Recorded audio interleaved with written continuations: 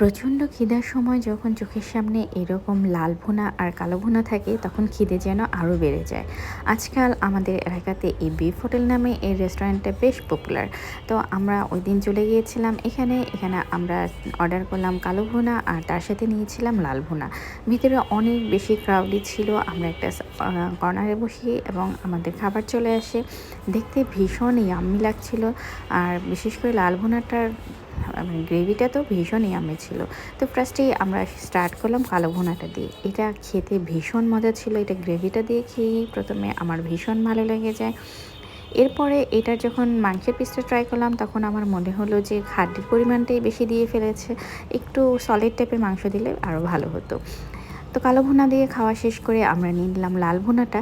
কালো ভুনাটা ঠিক যতটা মজা ছিল লাল ভুনাটা অ্যাকচুয়ালি আমাদের টেস্ট বারের সাথে যায়নি। আমার কাছে ভালো লাগেনি। ইনফ্যাক্ট আমার হাসব্যান্ডের কাছেও ভালো লাগেনি। বাট ওদের এই বোরহানিটা বেস্ট ছিল।